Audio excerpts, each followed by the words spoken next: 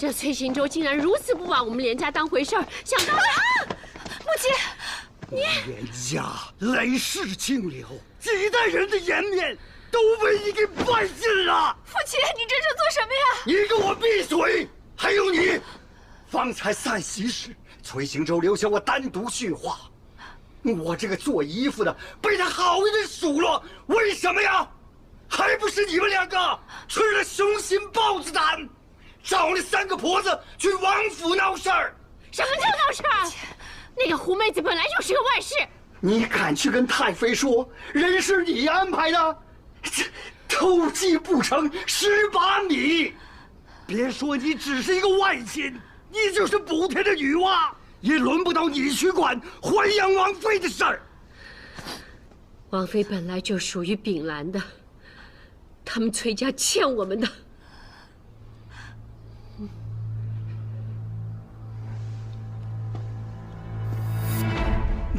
我的天爷呀！这些年来，我舔着脸到王府要了多少的好处，递了多少官帖，你居然能说是崔家欠的？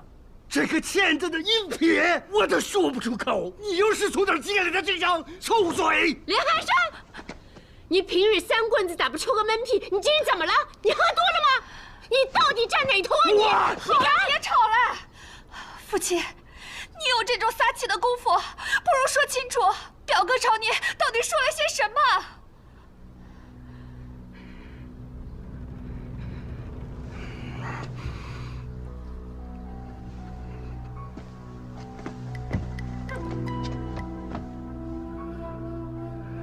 行舟说了，两家既然没有婚约，今后无事就不要上门走动，否则家里那些子侄的仕途都在他手里捏着。他敢！我去找姐姐说理去。他还说了，如果嫌子侄不够，就把我的也加上，要把连氏彻底赶出镇州。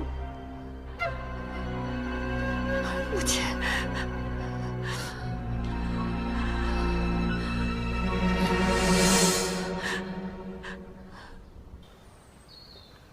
县主从北州镖局到灵泉镇预烧瓷房，再到我这淮阳王府，短短数月，就做到了常人几辈子都做不到的事儿。我都不知该说你是不容易呢，还是该说你了不得。不管太妃怎么想，您在前厅终究是给绵堂留了体面，多谢太妃体恤。那我能如何呀？你是行舟认定的人，我就是不为你，也得为王府着想吧。今日我算是看明白了，他那些话是为了堵我的嘴。可将来真要做了王妃，哪有你们想的这般简单啊？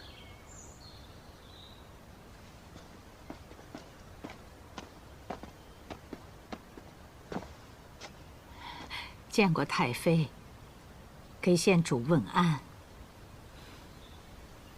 今日来了，就在王府住下吧。既进了王府，再去灵泉镇住，失的是我淮阳王府的体面。这位王嬷嬷是宫中的老人，教习过诸多贵女。今年她老人家特赦出宫，我特意为你请来，你与她多学着些。行舟为你做了这么多，你也该竭力，够得上她和这个家。多谢太妃。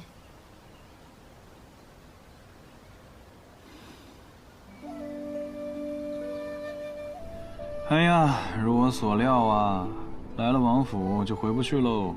早知道这样，不如留在灵泉嘛。成亲前当与王爷避嫌，王府人多嘴杂，王爷即便不拘小节，本县主也当怜惜自己的名声。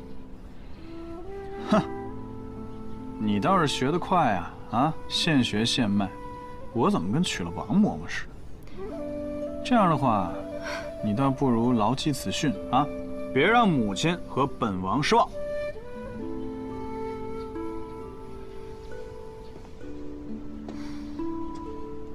崔行昭，嘿，我看你反啊！本王今日表现如何呀？值不值得让县主嘉奖一下？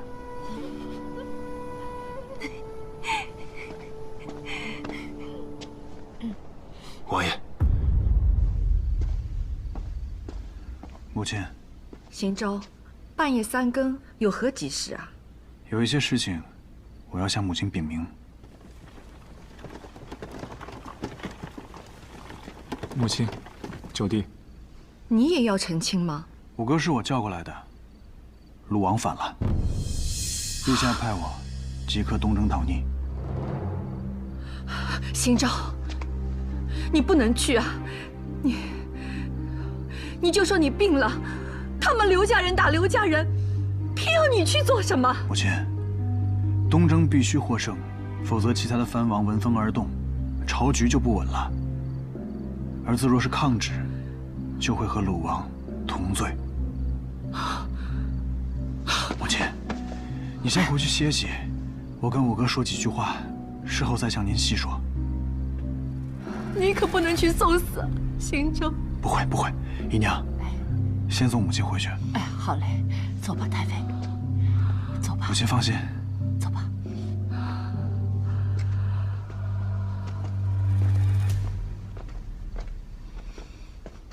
九弟，你叫五哥回来，可是需要五哥为你做些什么？我想把淮阳王府托付给五哥。此战较往昔更为凶险，我若战死，哥哥便是淮阳王。为何是我这个废人？哥哥虽有束缚，可是秉公无私，宽以待人。我只信你。好，五哥替你暂守这王府，但你得答应五哥，一定要回来。五哥还等着喝你的喜酒呢。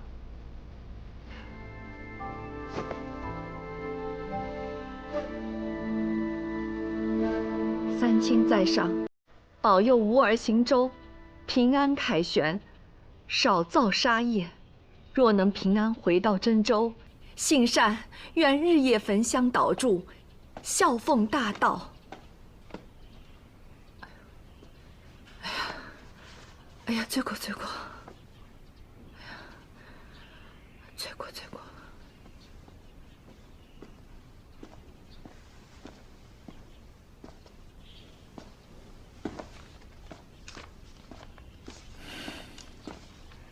向母亲问安。明日就要出征了，就别在这儿耽搁了，多去陪陪他吧。儿子的心中实在是放不下母亲，所以这不是过来请安了吗？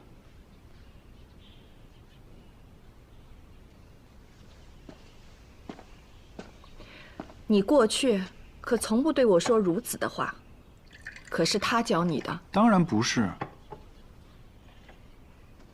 儿子心中有愧，平日里无暇陪伴母亲，在北周的时候又错过了母亲的生辰。好不容易镇南侯府要做寿游园，儿子又有军务在身，没有办法陪母亲一同前往。你若真有这份心，倒也罢了。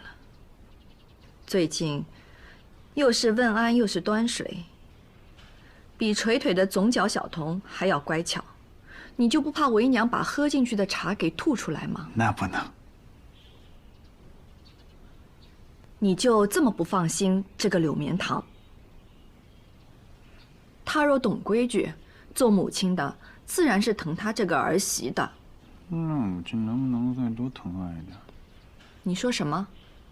那我说了，母亲能不能再多疼爱一点？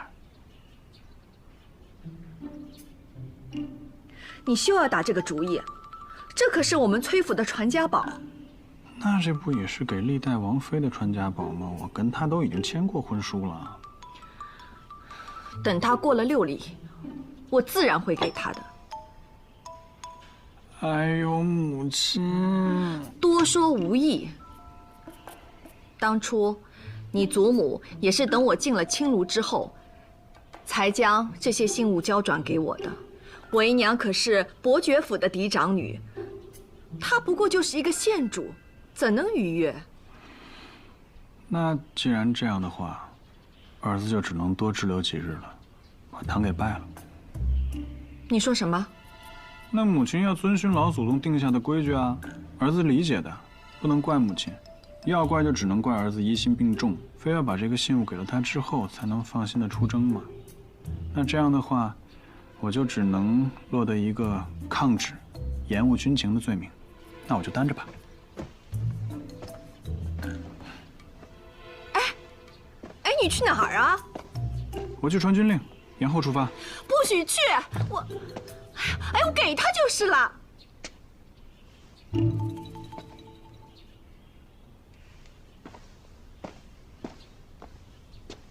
儿子，多谢母亲。也要谢过三清真人，成人之美。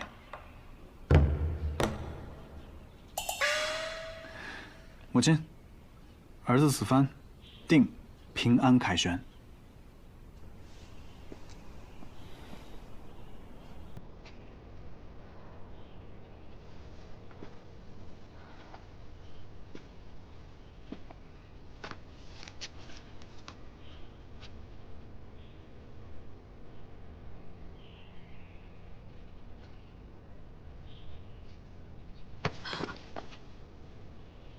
刚把王嬷嬷支走，母亲把这老古董都给搬出来了，我得过来看看呀。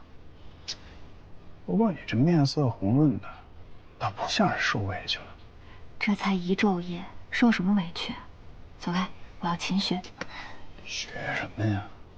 那老古董的刻印，不就是拿那些世家做大来吓唬你？看看又无妨，起码别叫错了名字得罪人。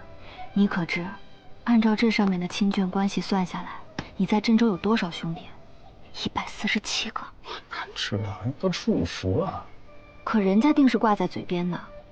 若有兄弟高高兴兴的来见你，你却不记得人家名字怎么办？那我就直接问他叫什么呀。接着我就会说，我当然知道你的名字了，我是问你的表字，这样显得亲近一些。狡猾，这叫智慧。只要我没有100多个表妹就行。正好我要跟你说这个事情，这回的战事可不像书信中说的那么简单，定会暗潮汹涌，所以我这次从军开的药铺子定然比上次更大。我呢，再组一支巾帼队伍，跟着先遣部队，赢了煮汤羹，输了再上阵，也在沙场上唱他一曲《鹊桥仙》，两情若是柳绵堂。这些都是你不愿的，我也不愿。我要留在郑州。我呀，知道夫君想说的话。东周之乱来得迅疾，又与那惠州接壤，夫君说的不无道理。郑州主将在外，只怕有宵小会趁乱生祸。我是你的淮阳王妃，定然会留在这里，替你守住郑州。我知道远近6州，到处都是我皇妃镖局的耳目，所有的事情都逃不过你的眼睛。夫君谬赞。但是，沿路再广，照拂郑州的时候，也要照顾好你自己。活着回来。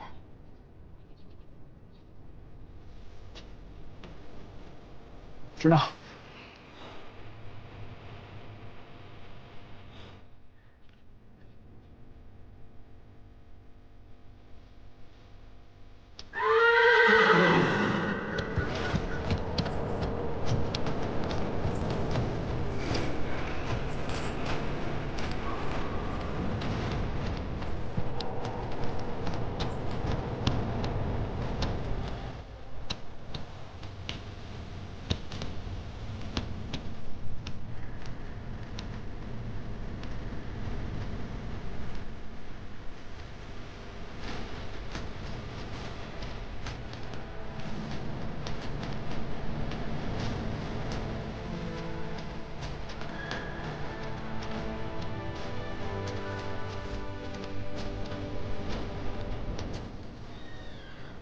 王爷，众军已备，只等您发令。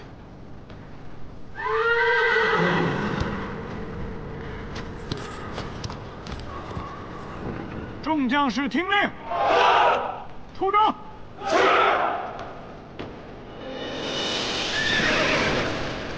驾！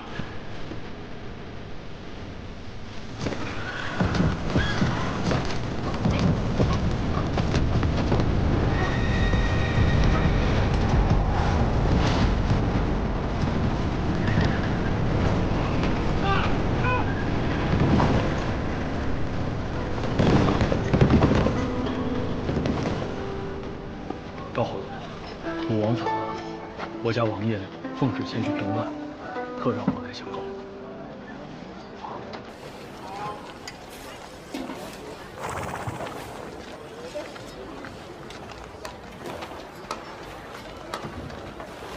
珍珠出什么事儿了吗？啊，鲁王反了，淮阳王奉旨出兵了。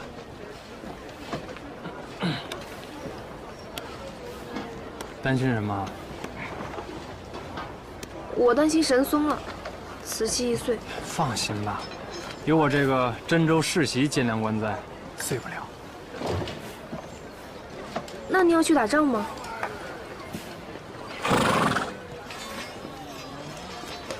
终于肯对我说句贴己的话了。那你去吗？不去。再说了，我若是去了，瓷碎了，不得被某个黑脸的掌柜讹上？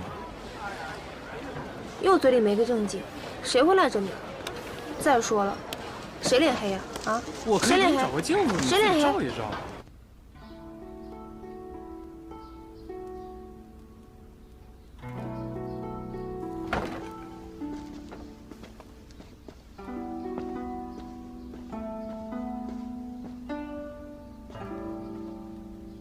太妃，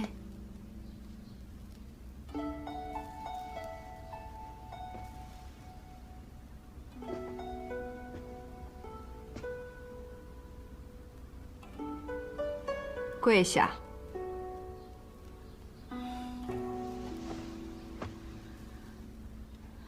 你也不问问，我为何罚你跪祠堂？您是绵堂未来的母亲，母亲教训规矩天经地义，绵堂心悦诚服。今后你就是王府的人了，要记得我今日说的话。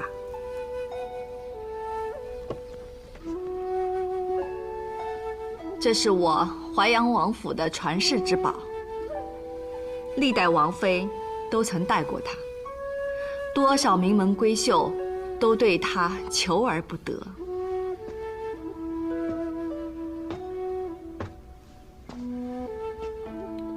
今日我把它传给你。母亲，哎呀，叫太早了。多谢太妃。你既要嫁入崔府，也该开开眼界，打开看看吧。嗯。可不要过于惊讶。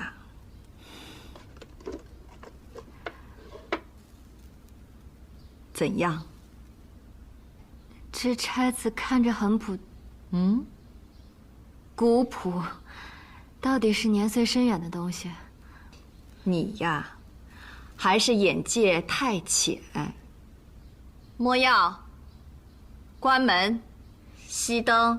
是。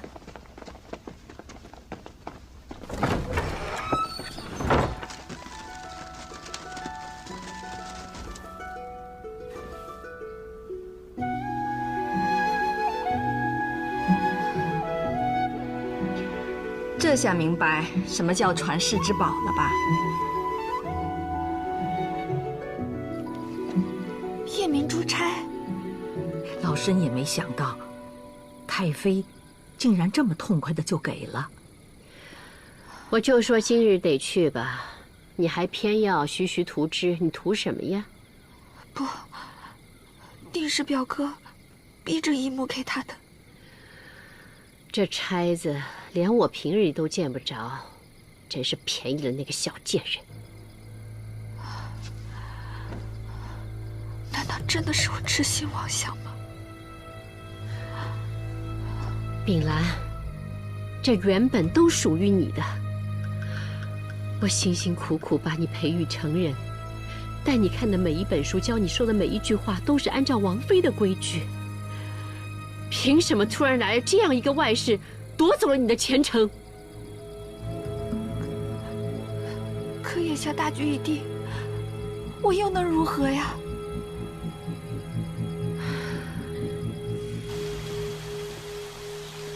国丈不是要说战策吗？怎么带过来这种地方？臣听皇后所言，东周鲁王叛乱，令陛下食不下咽。臣作为国丈，也甚是心疼，因此，国丈要带孤散心？不，臣岂敢浪费陛下的光阴呐！哎，这哪来的琴声啊？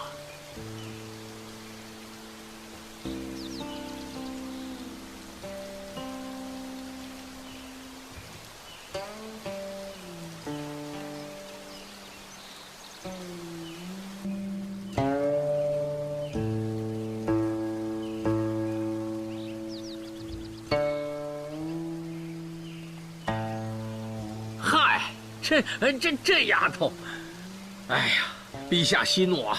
这是我第四女雪露，惊扰陛下了啊！惊扰陛下了。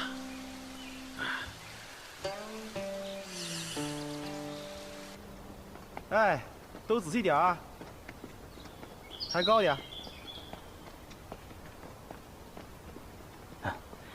启禀皇后娘娘，东西都搬进来了。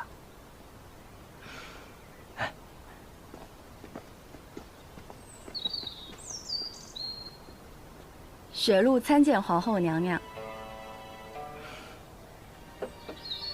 你是懂吃的，过去家里做的鹿鸣饼分不到你院里。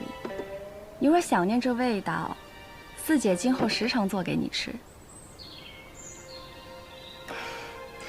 四姐打算在宫中陪我多久，我好来安排。我只知道今日陛下和爹爹都很高兴。我说思念妹妹，想逛一逛御花园和宝骏园，陛下就答应了，没许期限。爹爹说了，即使陪自家妹子，多久都可以。其实也未必非要出去。从前这崇华宫很僻静吧？有我帮你，陛下要来得勤了，也能热闹些。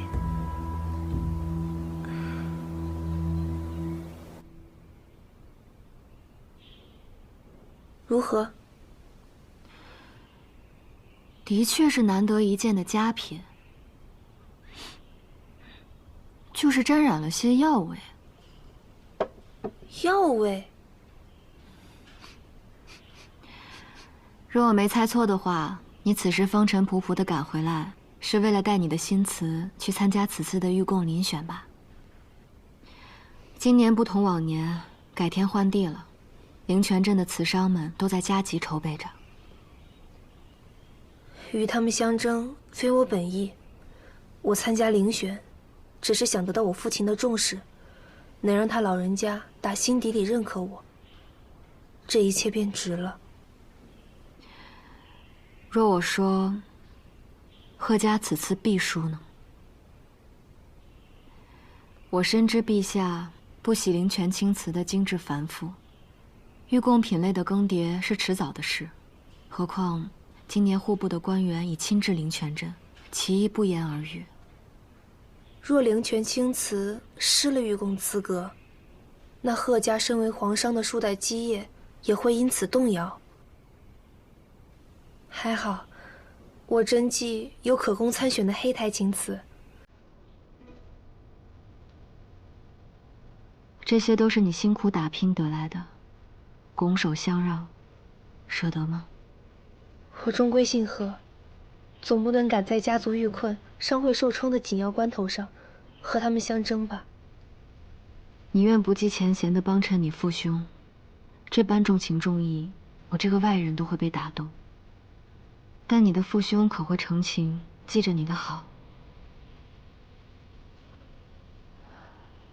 他们从前把你的付出看作理所应当，欺你身为女子不予重视。若此番能够有所改变，倒也不失为一桩好事。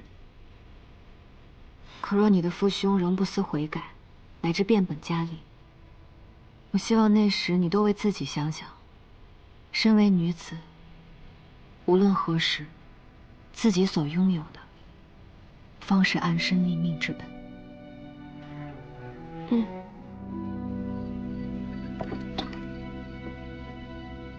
江大人啊，此番你代表户部前来遴选御贡，路途遥遥，实在是辛苦啊！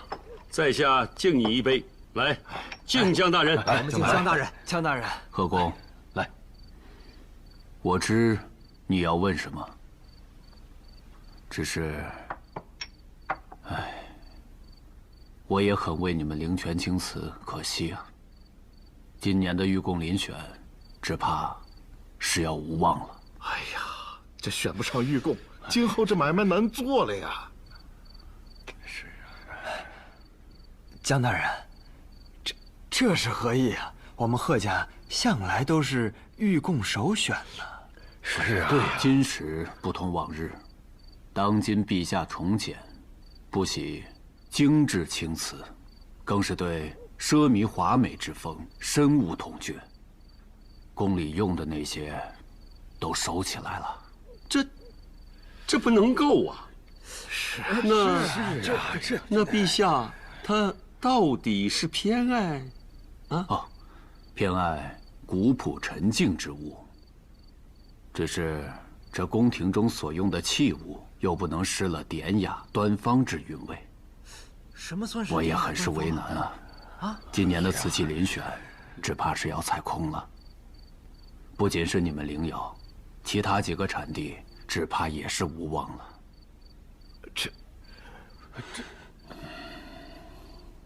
哎呀，是啊，如何是好啊？这以后就麻烦了。江大人好久不见，小女贺真向您问安。贺家三娘子安。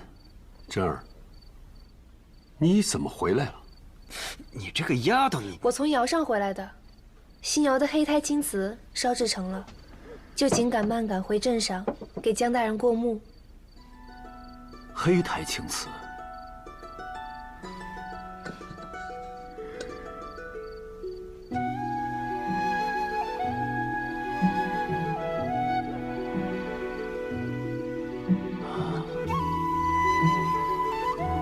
好啊，真是极好啊！极好啊！这话就忘了，没错。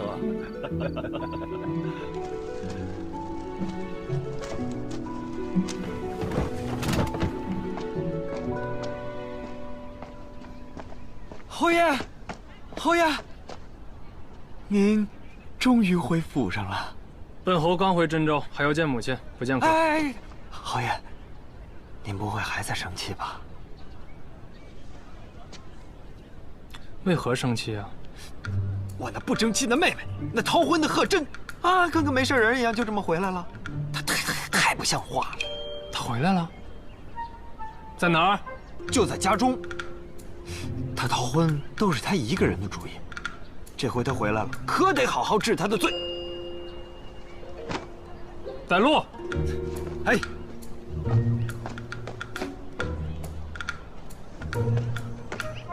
徽釉色泽温润，有浑厚古拙之美。这每件器具足以代表我贺家的水准。真儿，父亲，父亲就原谅你这次不辞而别。你不辞而别事儿小，可赶逃侯爷的婚事，看侯爷怎么容你。侯爷，侯爷。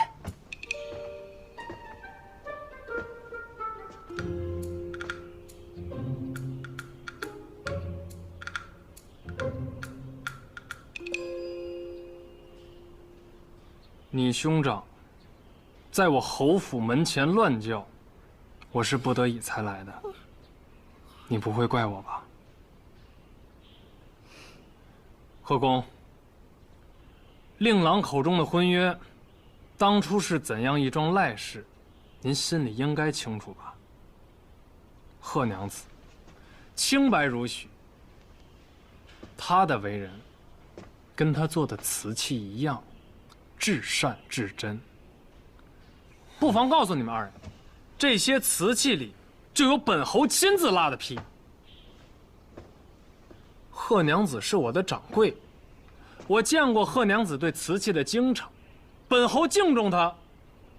再反观你们贺家，一边拿着人家的瓷器参选御贡，一边还轻视人家，还拿婚约当作拿捏人长短的筹码，你们贺家对不住贺真。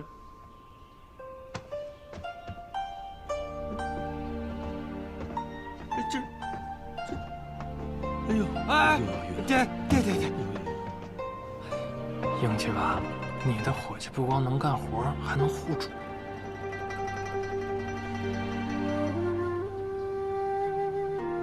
你想什么呢？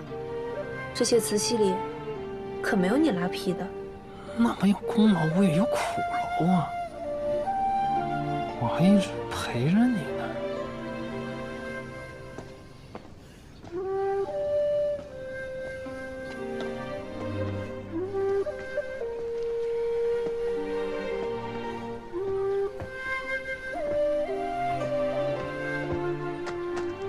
若你父兄还要生事，我就明日还来，再摆他们一道。侯爷，快回去吧，不送了。啊，全儿，母亲，我正要去找。哎，你这混小子啊！去北周是别人告诉我的，回郑州你就来临泉镇。哎呀，还有人呢，还有人呢。哦，这位是。见过太夫人。小女贺真是新月令郎之人。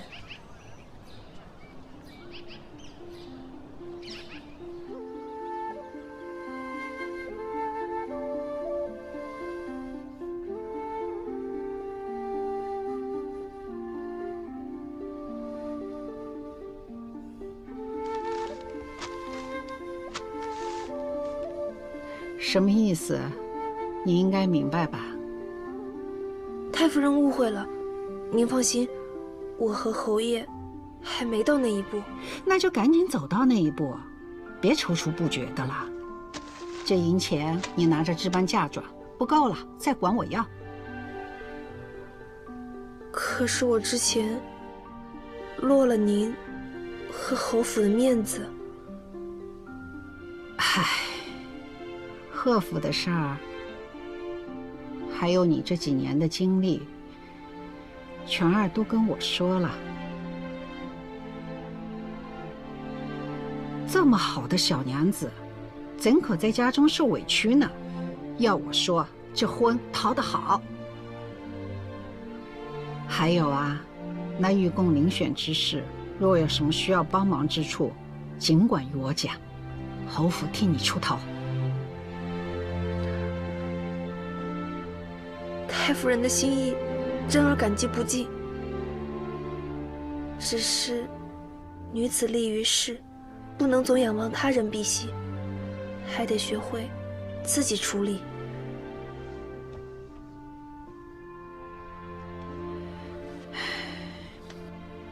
好孩子，便依你之言。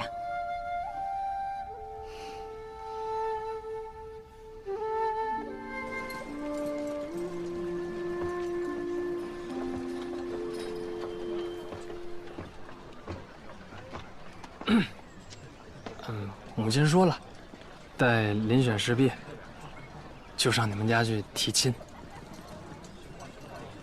我答应了吗？你必须答应，不然明日你就学淮阳王出门打仗去，休息是吧？啊？你怎么知道我要说什么？你就想背上行囊走出宅子，赖定我了呗？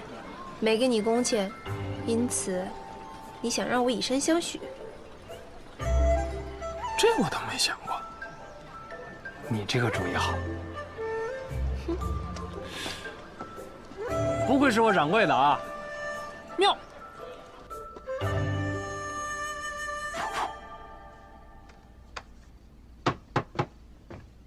王爷，按您吩咐，3张床弩的图纸都已送至西营。好。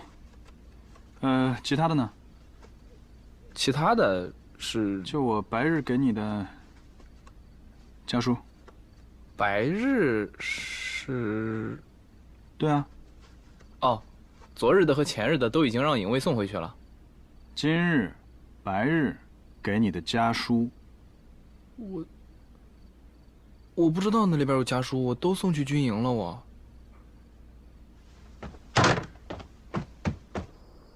此床弩共36处技巧，诸位可都记得了？记得。好，那我们看下一章。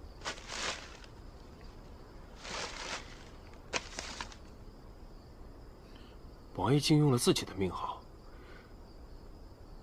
定是极为机密的要件。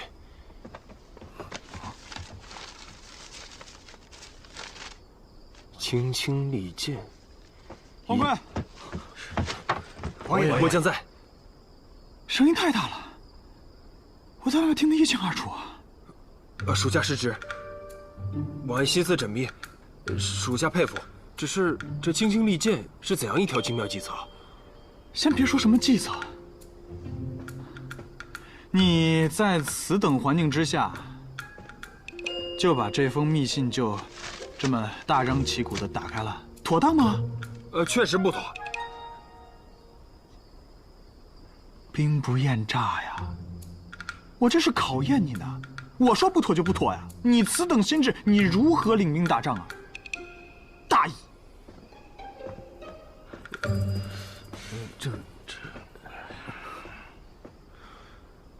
哎，我们很大声吗？不大吧？啊，不大。轻轻利剑，一日不见如3月兮，一日不见如3秋兮，一日不见如3岁兮。矫揉造作。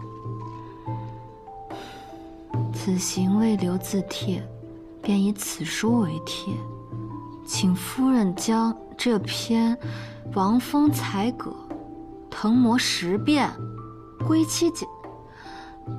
这个崔行舟。夫人，夫人，太妃来了。好。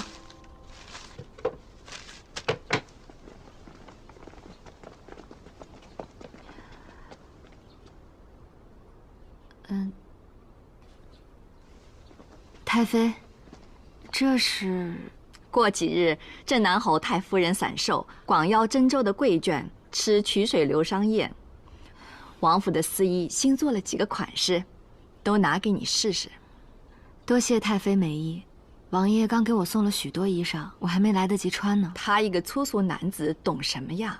我们世家女子比的可不是衣裳，是体面。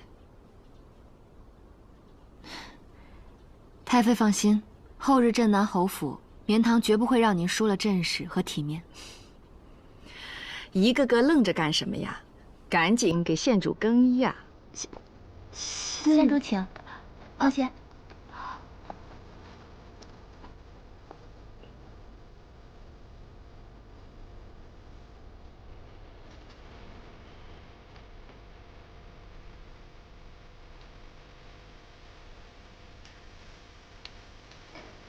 这也要脱啊？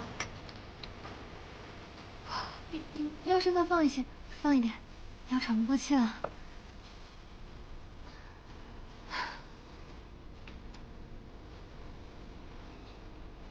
这身尚可。换一身试试。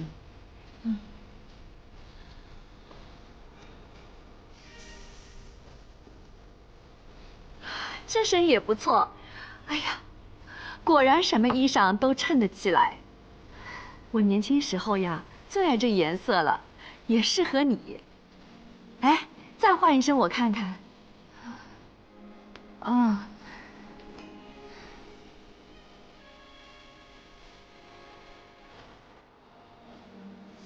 就是颜色不够持重，再换一身。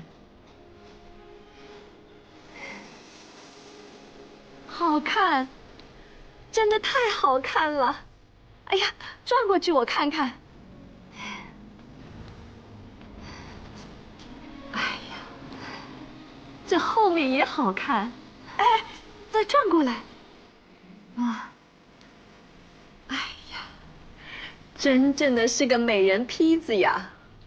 这么好看的衣裳，配这个头饰太素了。哎，莫瑶。快去我屋里，把我年轻时候戴过的首饰都拿过来！快去啊！是。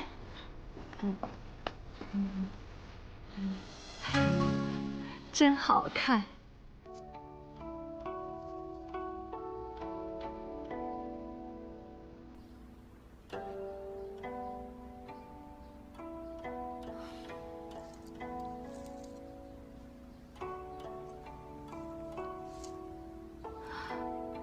太妃。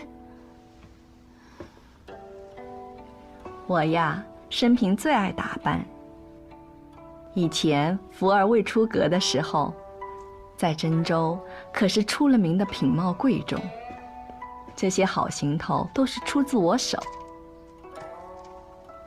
后来她远嫁京城，秉兰又来了，我也常给她置办衣物。可惜呀，她长得不像我这个姨母。虽然五官秀丽，但还是小家碧玉了些。这些头面啊，都不衬她。没想到啊，最终得了你这个儿媳，淡妆浓抹都撑得起来，好好打扮打扮啊，便像个正统的千金了。难怪邢州这么挑剔，也对你一往情深呢。邢州走了也有10几日了，太妃一定很想他吧？像我们这些行伍人家的官眷，一辈子啊，有半生都是在等待的，再也没有了思念这2个字。我是如此，将来你也是如此。邢州的性子能这般通透，定是有一半是随了您。有吗？也是啊，自然是随了我。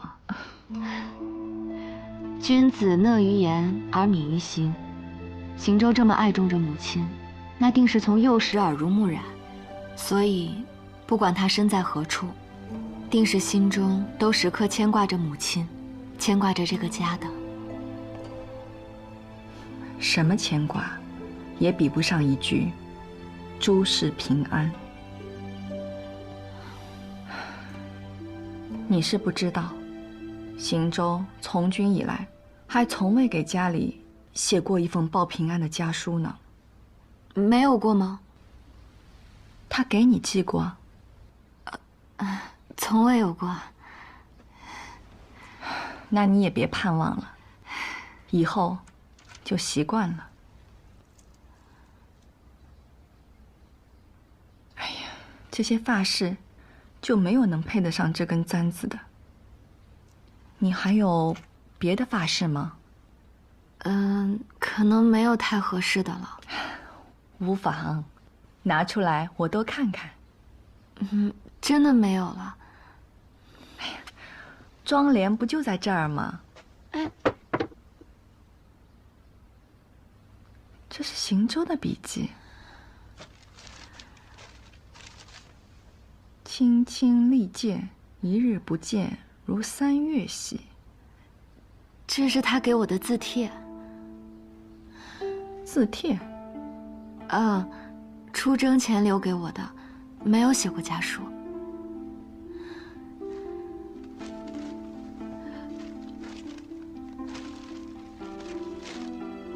今日东周大雨，想起你，手腕素有痛症，归心似箭。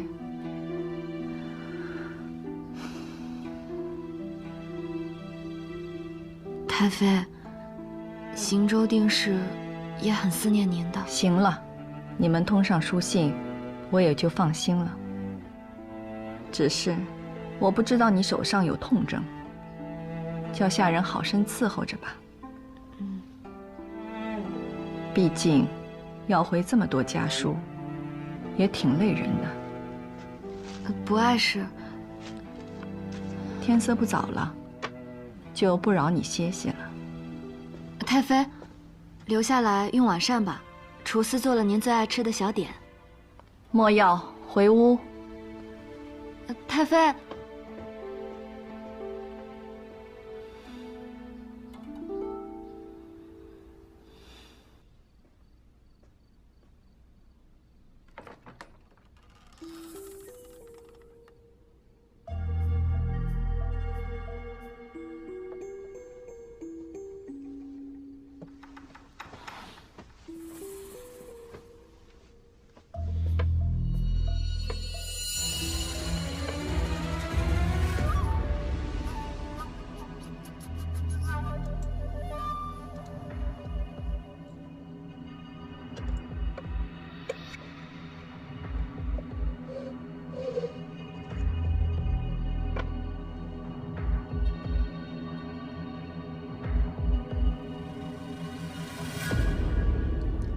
10日后，遴选正典设在真州州府，照例每家派一位代表，携词入场。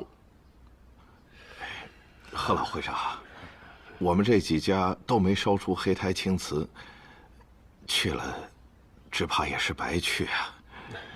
是啊，你说这空着手，灵泉瓷商，休戚与共。我们选上了，也就是大家选上了。过去如此，将来亦如此。烧制的工艺和原料，我们贺家与大家予以分享。太好了！这次呢，我就不露面了，你就代表我们贺家前去州府。明年起，你也要当家了。多谢父亲。老贾，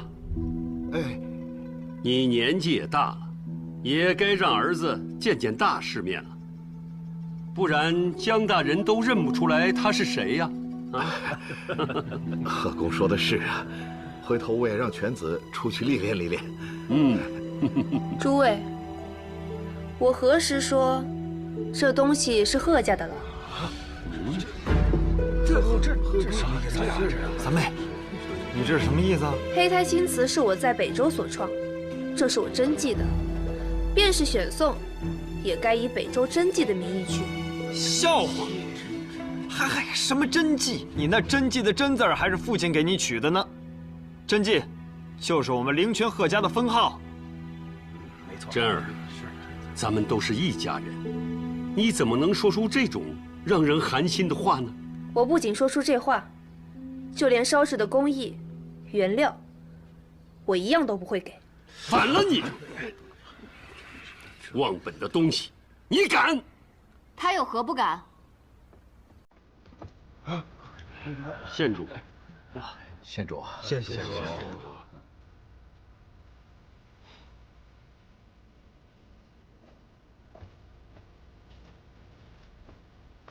各位都请坐吧。我今日只是御烧瓷房的刘掌柜，各位无需惊扰。县主，想必也听到了，我灵泉瓷器遴选御贡，干系到真州一郡的商税财政，可是小女一意孤行。这是要毁了我们灵泉瓷器100年的基业和真州财税的根本呐。是的呀，县主，这甄大侄女张口闭口都是她的北周真迹，言外之意就是说她的东西和真州灵泉没什么关系。哎，您将来可是真州的王妃呀，是不是好好劝劝甄大侄女才是啊？好好劝劝她呀。对。劝人总是需要条件交换吧。玉供如此重要，贺真的黑胎青瓷是唯一之选，那不如今后就让她来当家吧。啊？什么？女子当家？女子怎么能？凭什么？贺公，您知道贺妹妹回家最想要的是什么吗？您不是都说了吗？要让她当家，拿遴选之事要挟。县主，恐怕这是您给我妹妹出的好主意吧？她想要的不是当家，是贺家，是商会，是整个灵泉镇对她的尊重。当不当家不重要，玉供也不重要。这怎么就不重要了呢？灵泉瓷器固不自封，目光短浅，只想把瓷器卖给皇亲国戚、达官贵人。故是100年传统，但并非长久之计。若失了玉供的1半，收入就少了7、8成。而天下瓷器，不止灵泉的京瓷、青瓷，更不止于北周的黑胎青瓷。我们灵泉子弟要做的是打通商路，让灵泉成为天下瓷器交易的都城。正所谓瓷流天下。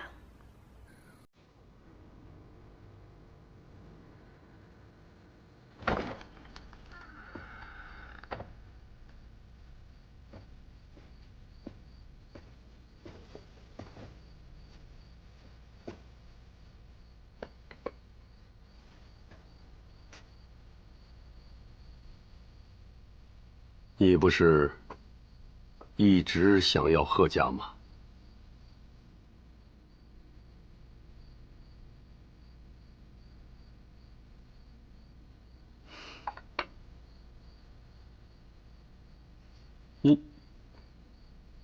你这是？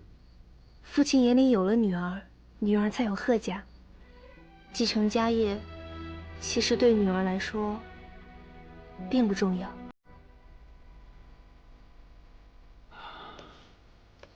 这是黑胎青瓷的烧制工艺和原料配方，都交给父亲了。北周的紫金土，我也求了刘姐姐那边，她答应我，1旬之后就通过她的良心镖局送1000担过来。其实，我都听叔叔伯伯们说了，您在他们面前夸我瓷器做得好。女儿虽没亲耳听见，但女儿心里高兴。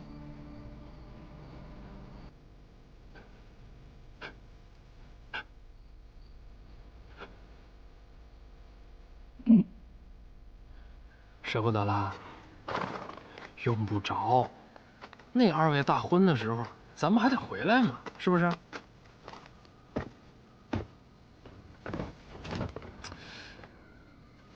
别不开心了啊！我先带你去个地方。去哪儿？哎，你还记得你那个二哥，把咱俩骗到酒楼里面，还给咱俩下了那种药？我最后抱着你给你放床上的时候，我特别想一下，要不咱现在给他补了去？你想什么呢？你看，跟我在一起，保证你日日笑得肚子疼。啊，赵神医，快治治我的肚子！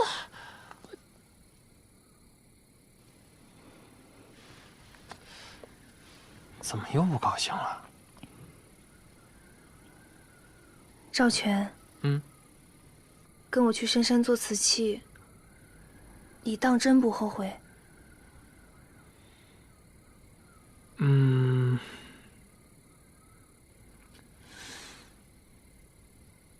我想过了，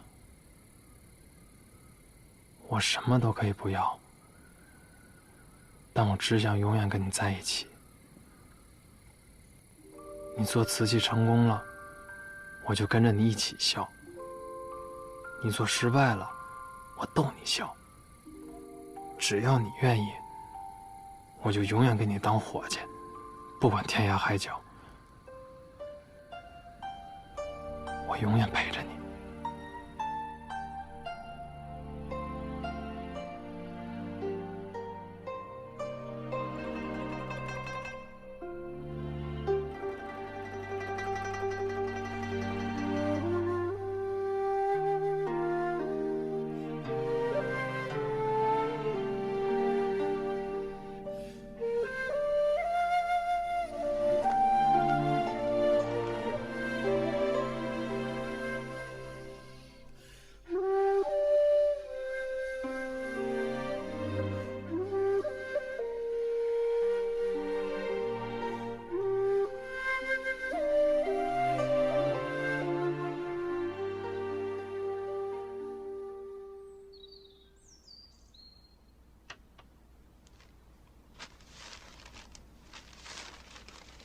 皇后娘娘写字呢。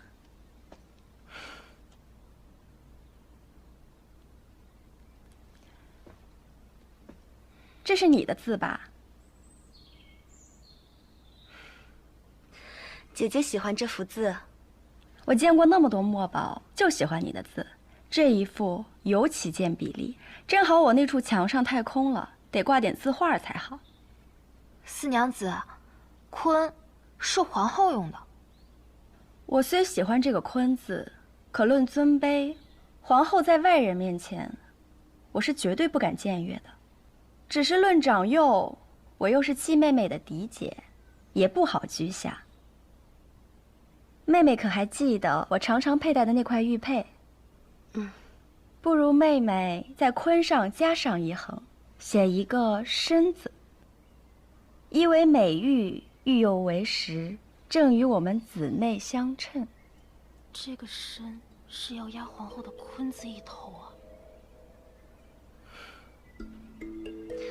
姐姐想要妹妹的字，妹妹不会不答应。只是这申排地支第9，9乃帝王之数。那妹妹给姐姐的字里，既不能有申这个字，又不能单独留下一个王。因此，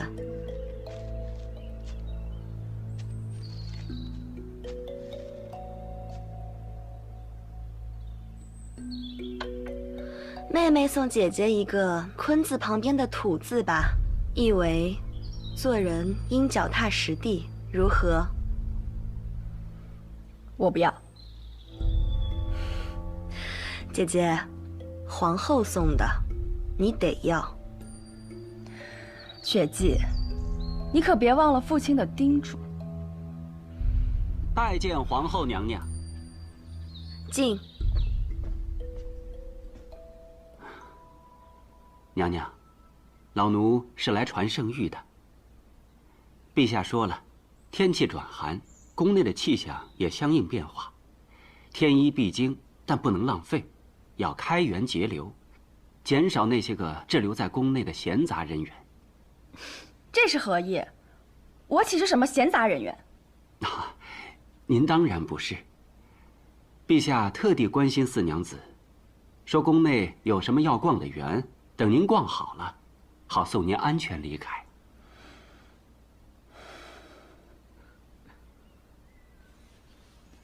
石家四娘子才貌双全，很会得人心。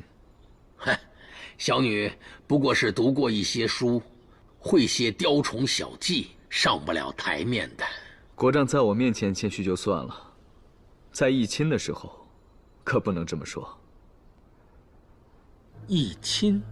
是啊，这么好的女儿，在出嫁的年岁，国丈不着急，赶紧找个好人家。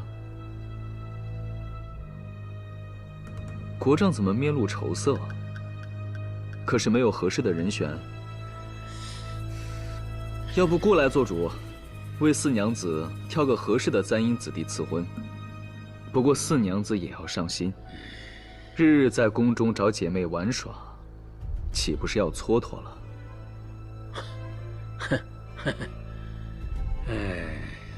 臣承蒙陛下的关心。国丈客气了，这也是姑的家务事。是，只是这家务事是陛下的意思，还是皇后的进言呢？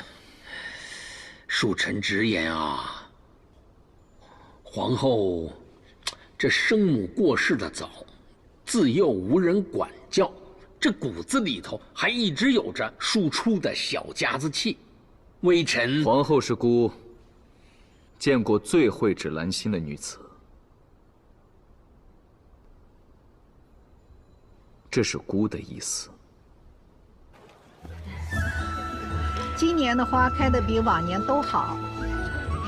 每年呀，就属你们侯府菊花开得艳。哪有？你们淮阳王府，那才叫开得一个美。你看那边，其实还有一些新的品种。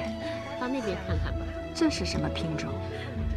此花名叫春日见山。绵堂来迟了。县主。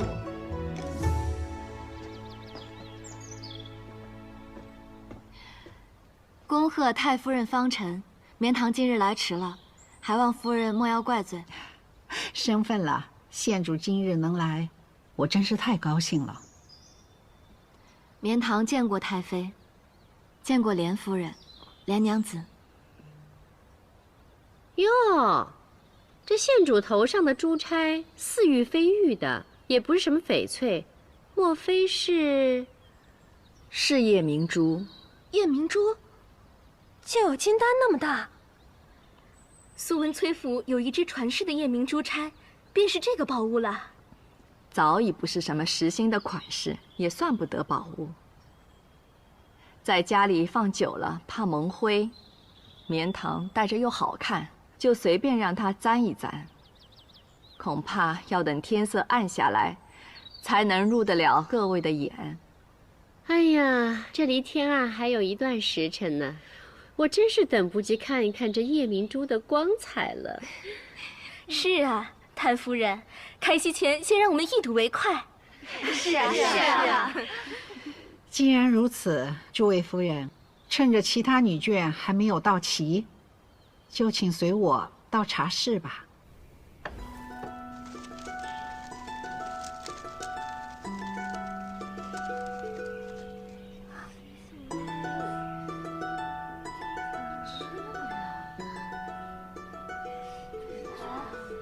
怎么会？这钗上的夜明珠怎么不亮呢？怎么会如此呢？这可不太像夜明珠啊，倒像是块普通的石头。姐姐啊，你是不是不想给啊？什么破天的混话！我堂堂王府太妃，若是不想给一个人，便是三清在世，也休想从我手中沾走一片灰。即使想给，我又何必拿个赝品糊弄人呢？姨母切莫生气，我们都是信您的。只是这枚珠钗确实并非那颗夜明珠，其中必有什么蹊跷。我来问你，那日我给你的是真珠钗，你认是不认？我认。好，既是认，那你来解释解释，为何这只珠钗成了假的？可是你调换了。是。为何？这是怎么回事？绵堂之所以换掉珠钗，都是为了太妃着想。这是何意啊？太妃常年奉甘露于祠堂，对祖宗最是敬重。这根珠钗按照祖制，是行过6礼之后才能给心腹。而太妃太过慈悲，又真心回护我，怕我出身新廷，引人构碎，这才将这根钗子提前赐予我，让我穿戴于人前。绵堂想全了这份心意，更不忍太妃为了我破了王府的规戒。一朝忤逆，绵堂不孝婆母；一朝顺从，则太妃不孝宗族。绵堂实在左右为艰，这才想到了一个笨办法，在行6礼之前，先戴普通珠钗，以求两全。不想今日在诸位夫人面前闹了笑话，绵堂实在有罪，还请太妃责罚。照你这么说，那枚珍珠钗没有丢？自然没丢。县主起来吧，全权之心应该夸奖，哪能罚呀？多谢太夫人、太妃宽仁。那既然珍珠钗没丢，不如把宝物请出来。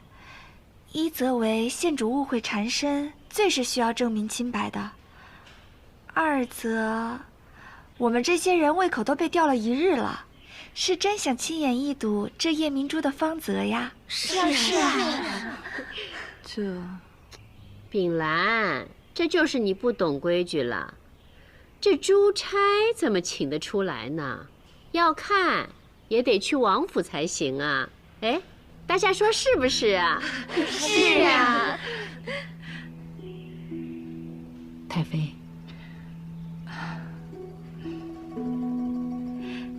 县主意下如何呀？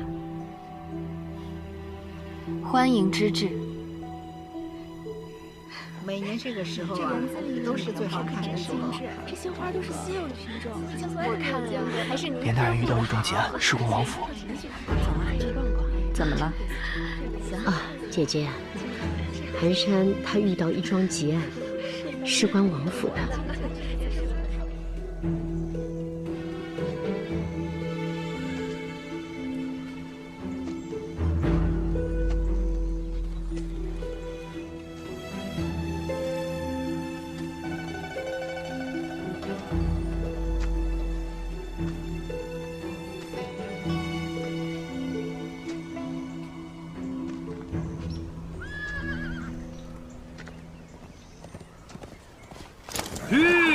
前方如何？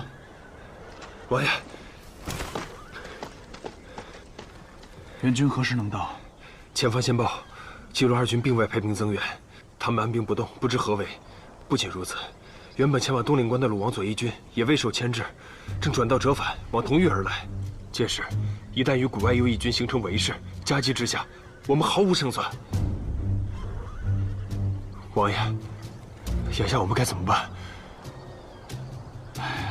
敌众我寡，不能应战。今日他们定会主动来犯的。骊山裸岩利壁，只有栈道可通行，易守难攻。现下只能撤至骊山，根据地形防守，再想办法突围。传令下去，全军撤至骊山。是。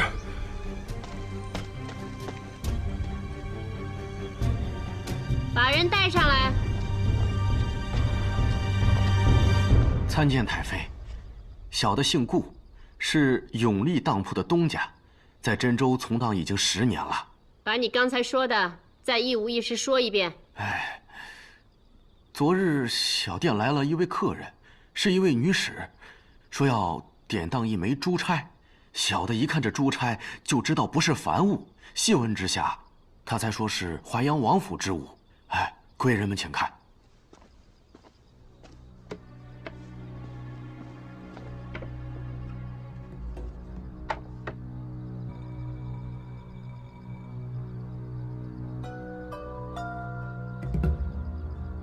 莫非这才是真的夜明珠钗？那女使是如何说的？小的再三询问之下，她也只是说是她主人的所有物，召集典当。旁的小的就没敢多问。主人所有之物，那岂不是县主吗？把怀桑县主叫来。东西就在屋里，你们在这儿等我一下。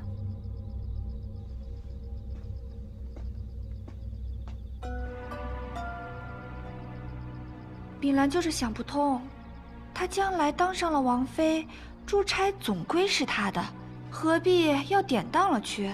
我听说她在北周还有生意呢。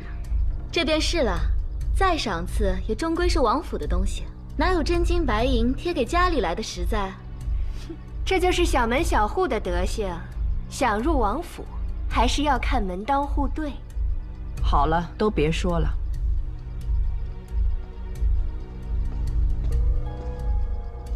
莲堂去换了身衣裳，让诸位久等了。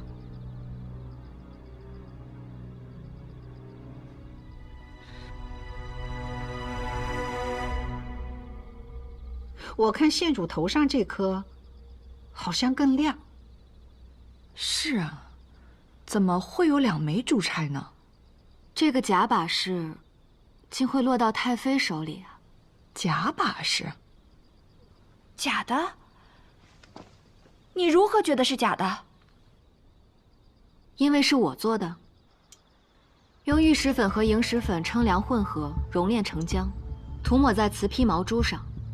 只要白日里晒足了日光，便会亮好几个大夜。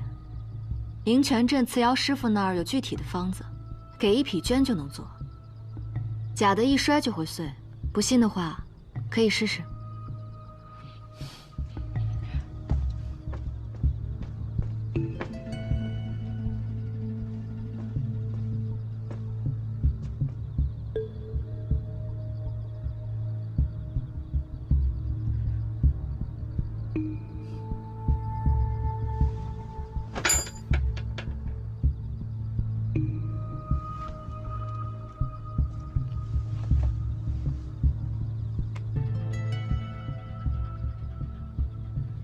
瓷的，把人带上来。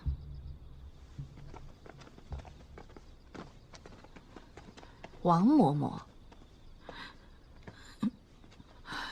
这位王嬷嬷多次窥探我庄帘所在，我便有了提防，提早做好了赝品，以防生变。果然，她趁我装睡时取走了珠钗。我派王爷的影卫暗中盯着她。说来也奇怪。这位宫里出来的教习嬷嬷，除了王府和自家宅子，还去过其他许多地方。小心！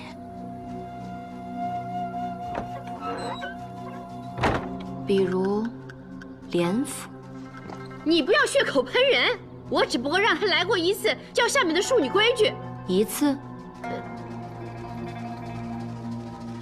？1、2次罢了。怎么了？这王府能请得，莲府请不得吗？莲夫人，您别激动啊，我又没说什么。姨母，方才您不是也觉得这枚假珠钗是真的吗？我家太妃视珠钗如珍宝，常年束于高阁，鲜少拿出来，一时难以分辨，无可厚非。是啊，我总共也没戴过几回，一直放在庄帘里，舍不得拿出来。主人家认不得，有一个人，定是认得。顾老板，你开当铺数10载，怎么连瓷窑师傅的手艺都见不出来啊？我这一时疏忽，也是有的。一时疏忽，本来嬷嬷偷东西也就罢了，偏偏是在今夜，全真州的王公贵女都在。便有人跑出来说王府出了内贼，想要污了我县主的名声，这算不算是有意构陷？范统领，属下在。帮我细审这姓顾的。好嘞。冤枉！小的冤枉！小的冤枉！是老奴干的。那日是老奴拿着珠钗，典当给了他。就是他，我记起来了，昨日就是他，千真万确。王嬷嬷，你也是教过我规矩的人，这些年来，金银细软从未少过你的，你为什么还要偷东西？太妃，自古人为财死，鸟为食亡。看见了吧？啊，这下左右口供都对上了，水落石出啦。抱歉，诸位，今日是太夫人寿诞，实在不该动什么官司。连夫人，你又怎么了？这个内贼和这个目不识珠的老板，都交给连大人处理，可好？好，再好不过了。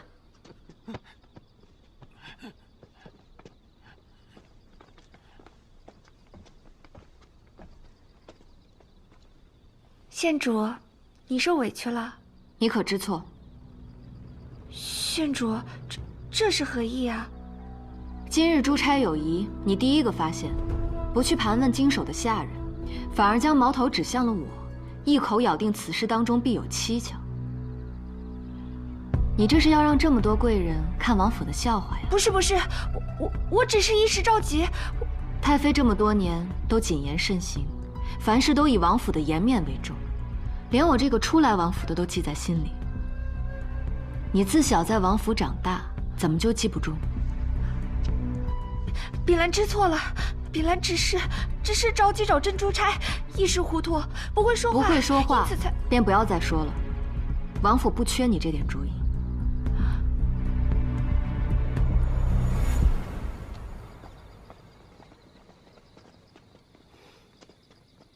哎，连夫人，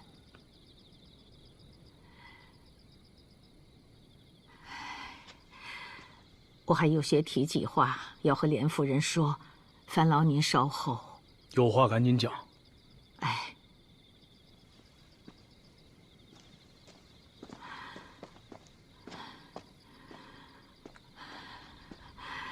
嬷嬷，既然老身认了罪，便不会再供出第二个名字。多谢嬷嬷，我定让寒山从轻发落。20年前，你来问我，崔君该不该嫁的时候，倘若我没有挑剔她风流成性，那么草率地给你建议，恐怕你也不会跟你姐姐换了婚书。如今的生活呢，也应该是富贵荣华，不似这般经营的这么辛苦吧？你帮我，是因为心中有愧。当年欠下的，老身已经还清了。唉，告辞。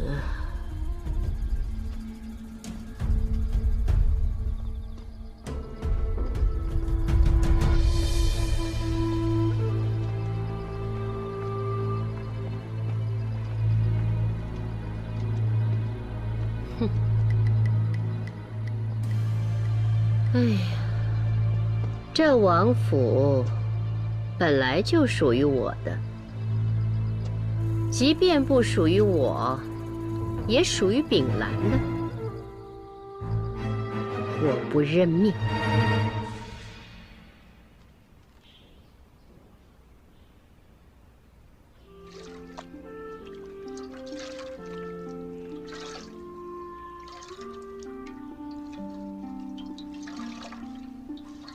夫人，太妃为了王爷的军情，已经病了好几日了。夫人您倒是镇定。王爷善用骑兵，总能绝处逢生，不用我替他操心。老奴是说，您不常在病榻前侍奉，只怕今后会落人口实。太妃这一病，床头被挤得密不透风，尤其是那连夫人。比我这个当儿媳的还会晨昏定省，生怕我趁病尽孝，抢去了他们的好名声。那我就索性还太妃一个清净吧。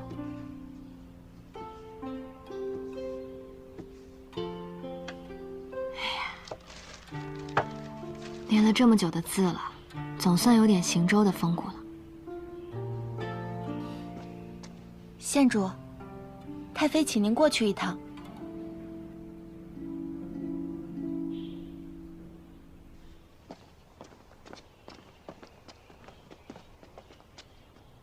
连夫人，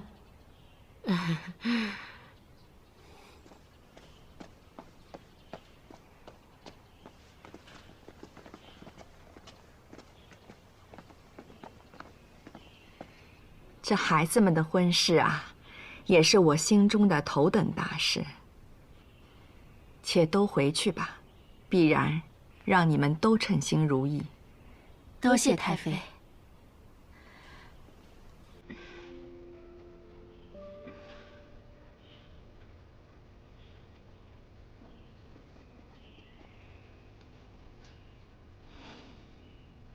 绵堂来了。